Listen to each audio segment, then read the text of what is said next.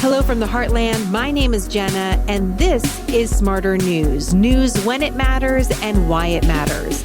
Our Smarter series features unique people who help us think and live smarter.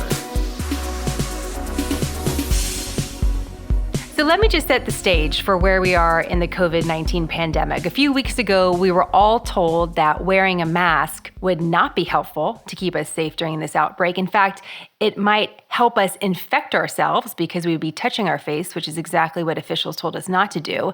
And now we're all being told that we should wear a mask anywhere we go outside our home. And if you can't wear a mask, grab a scarf or a bandana. And that's a remarkable turnaround. We're still learning so much about how the new coronavirus behaves. And now we're continuing to hear from officials it's 3 times as contagious as the flu. So this has certainly led many like myself to try to find a mask. And you can't easily find a mask right now. It's very difficult. Plus, I've never ever shopped for a mask before. And the entire pandemic has caused me to really think more deeply about who I'm buying from, where it's coming from, what I'm bringing in my house. And so we have an interesting solution to all of this today. Pete Roberts is joining us. He is the founder of Origin, a company in Maine, which we'll explain in just a moment. But Pete, what has this been like for you and your family? Not just your business, but just overall, this crazy few months that we've all experienced together. Well, it has been a little bit wild. Maine is the last to get anything trends, right? They usually flow through, New England, New York City, and then up to Maine. So we get everything last, including the coronavirus. With that said, I'd say Mainers are a pretty resourceful bunch. We're used to really cold winters, and there's a lot of hunters and folks who have gardens. So I feel pretty prepared, but I don't think anybody could really prepare you for this. School shutting down, stores closing, stay-at-home orders. It's definitely strange times.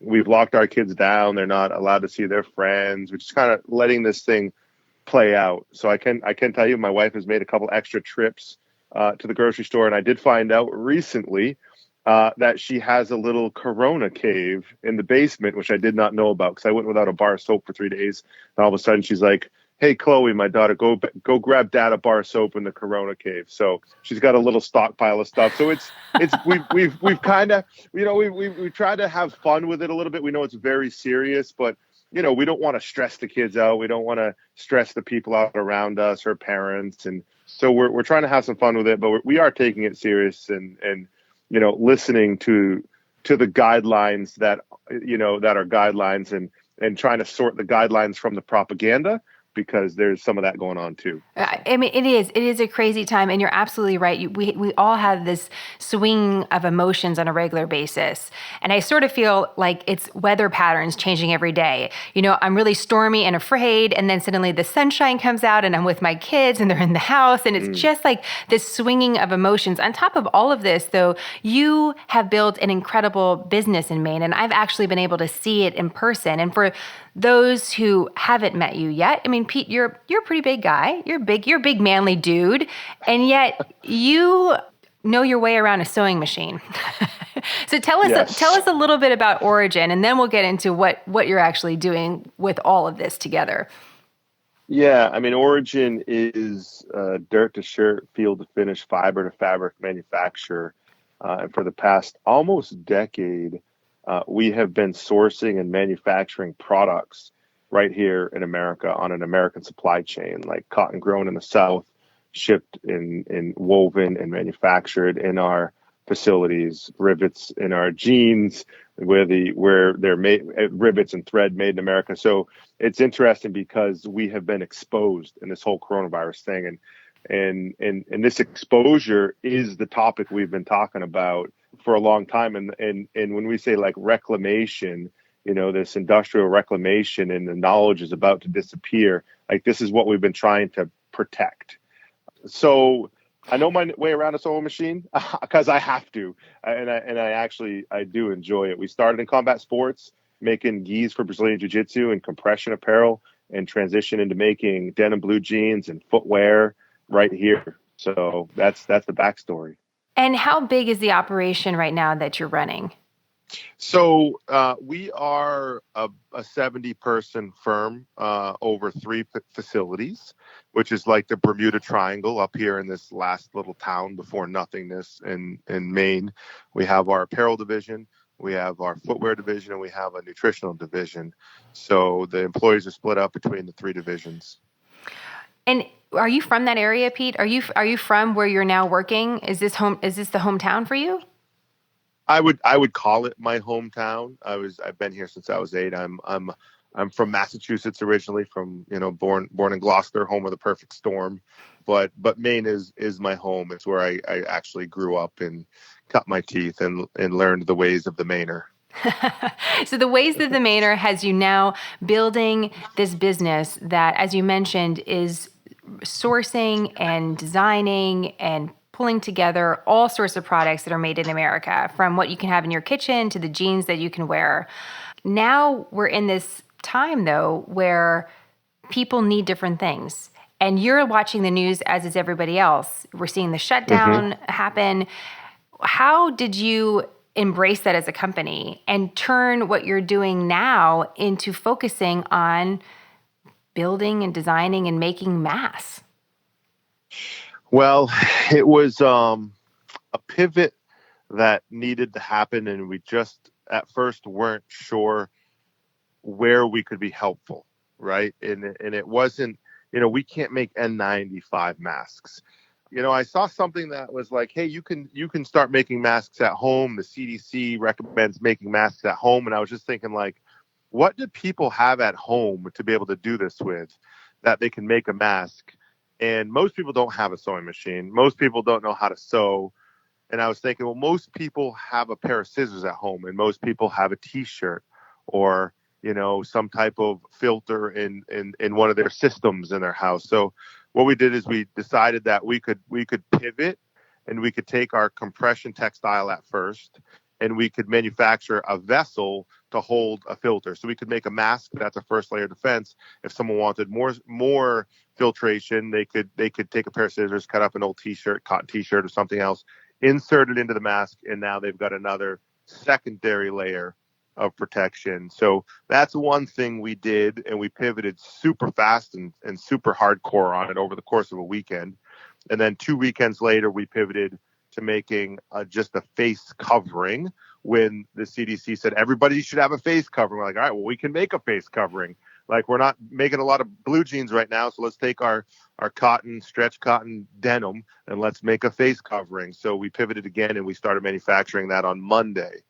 So lots of pivots, and just trying to be creative and think outside the box and keep our workforce healthy along the way. How did you even start the project, Pete? How did you even start designing the mask that now you've ended up at? My background is design, and I'm big on things that are utilitarian, but also offer a different level. I don't want to use the word protection, but a different level of opportunity for somebody. So our goal is, how can we make people's lives easier, help fight their fear, right? But also kind of provide something for the whole family, knowing that there was going to be a shortage on the mask. So, I mean, I just went literally a pencil, a number two pencil and a piece of printer paper. And I just started drawing out ideas and working through how can we make these fast? We need to make a lot of them, and what machines we could use. And I went through a bunch of iterations over the course of a day until we found something that we could just bang out, and that I could take the team, retool in 35 or 45 minutes. We retooled, sat back down, did a quick orientation over 10 minutes, and we started making the product. I think it's just understanding, because I've been able to learn from these old timers the knowledge that's really been lost in most parts of the United States. It's been exported over the past 25 years. I've been able to find these old timers who have taught me the old ways of how they used to make these products. And so I have this database of knowledge that I can just rip out at any time and apply to whatever we're trying to make. So I've been blessed and fortunate to be able to be around these folks to teach me that. Talk to me about some of the challenges you've encountered, because your first prototype of mask, we were going to talk and do an interview a couple days ago, but you were in the midst of even switching over your factory at the moment and even your design. And you ran into a little bit of an issue, even just sourcing the fabric because of the coronavirus. Tell us about that. Yeah. When I first heard about this in China, I had one of my my executive producer working on a film, a documentary actually. We've been all over Europe, and he was headed to Italy. He was in London, so he was going to go down, get on the train, and go to Italy. And he stopped, and I called him and I was like, "Hey, Steve, I think you should come home. I don't like what's happening over there." And this is just before this thing broke in Italy, just before, like a day before, and then they like shut the borders down or whatever. And I had a meeting and I said, listen, this thing doesn't care about borders. It doesn't care who you are, race, creed, culture, what you believe in, your ideology. It does not care. It's going to come to the United States. And at that point, we had locked down a huge amount of our supply chain, fabric, and on a nutritional side, like raw materials, raw ingredients. We just locked it down. Obviously not enough, because as we started building masks, we started ripping through material. And my knitter, like my fabric knitter that knits our compression material, they're 3 hours away, and they're shutting down for 2 weeks. And the folks that are weaving our denim right now, they're shutting down for weeks, and we can't get any more material for 8 or 10 weeks. So it's been a super challenge as the supply chain started shutting down. I mean, not even talking about trying to, like, people who import fabric or their textiles or garments, whatever, not even talking about them trying to do it. I know how challenging it is for us right now, because that supply chain has slowly just shut down along the way. So we're trying to stay creative with it, and we'll continue just doing it, hands in daylight, trying to crank stuff out. So. Well, and talk to us a little bit more about some of the knowledge that you said that you've learned, because we're hearing about different companies switching over to change their factory to, let's say, build a ventilator, or as you did, from jeans to face masks. But what does that actually take to do that? I mean, how challenging is that to do? Well, definitely takes resolve. You've got to want to do it. It's something that it's interesting. I find, like, when my back's against the wall and the only place to go is forward, like, you can't go back any further, right? I mean, we've got 70 people who all have families, who all, half of them have kids. Like, the last thing I'm going to do as a business owner is send my people home unless I'm forced to, right? That's the last thing I'm going to do.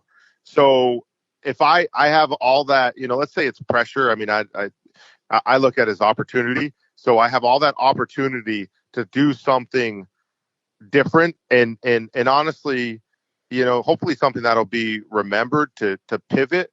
Like, I'll spend 20 hours a day working on it until we figure it out. And the nice thing is I've got a great team around me to help keep me on track and keep me focused, making sure, that we're going down the right path. So, it took a tremendous amount of resolve and, some sleepless nights, but power of the American spirit, I guess.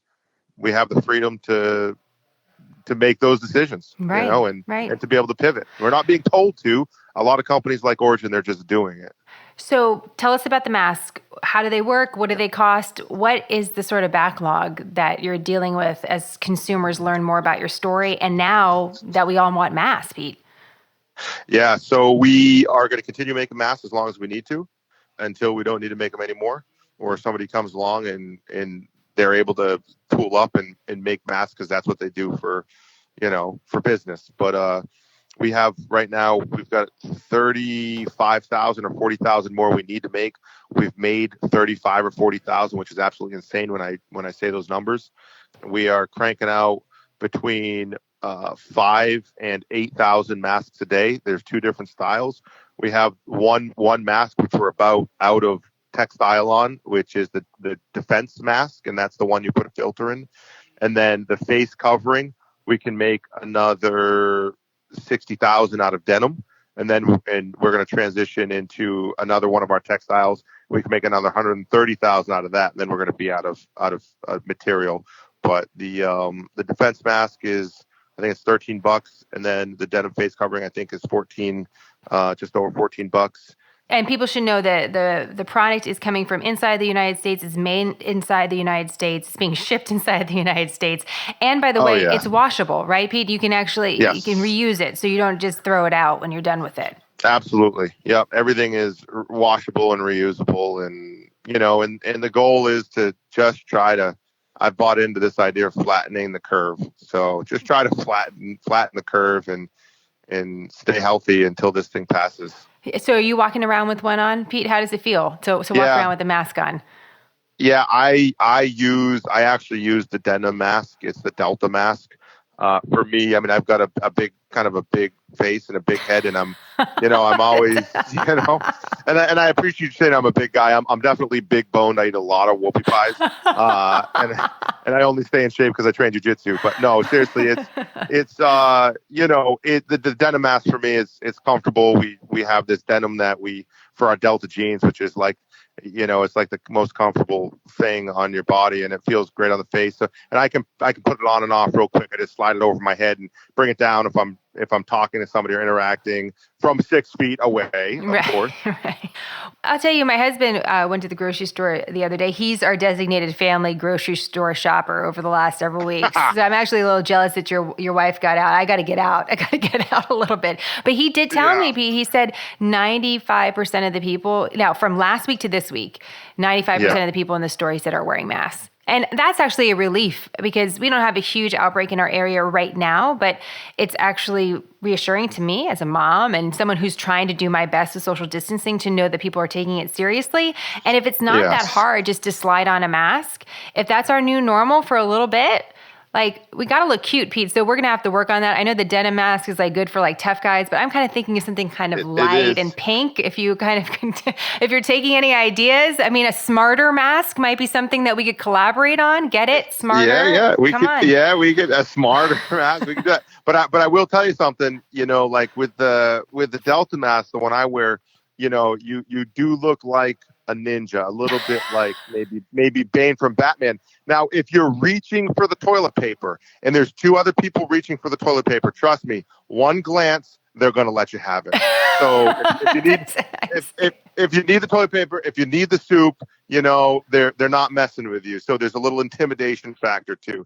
And I think you're right. It is our new norm for a little bit. It does. I mean, like we said, you have to laugh at some of this because it's just so unbelievable. We're even having this conversation. There would be no way to even anticipate it. I know some people say they have, but like, honestly, if you would have told me 6 months ago, this is the conversation we're having, I would not have believed you. Okay. Final question for you. I did notice on your website that I could go on and I could buy a mask, but if I wanted to donate masks, I could do that too. Is that something you guys are doing? Yeah, we are. We are donating a lot of masks. I think we're donating about $12,000 a week in masks right now. So we've been donating inside New England mostly. We've covered a lot of different healthcare systems, even though they're not N95. They're looking for that outer layer of defense, that first layer of defense. And we're continuing to donate lots of LEO, lots of EMS, just food service, everything. So we're definitely doing our part on the donation thing too. We're donating a lot of product. All right. Well, I think that sounds great. I mean, it's always nice to be able to have the opportunity to help someone while you're also trying to source something for your family. So I really love that part of the website. All right, Pete. Well, this has been really helpful. We're going to jump on the site, look at your masks. I'm going to continue to send you design ideas just in case, and maybe some of our listeners will as well. But it's good to know that this is working for your family and it could work for others. So thanks for taking the time to share your story with us, Pete. Thanks, Jen. I really appreciate you having me on. For more information on Origin, visit their website, originmaine.com. You'll see their incredible innovations from protein powder to blue jeans and now masks. As Pete said, from field to finish, made right here in the USA. It's truly smarter shopping. originmaine.com. Quick, concise, nonpartisan, smarter news, a refuge from the storm. I'm Jenna. Thank you for choosing smarter.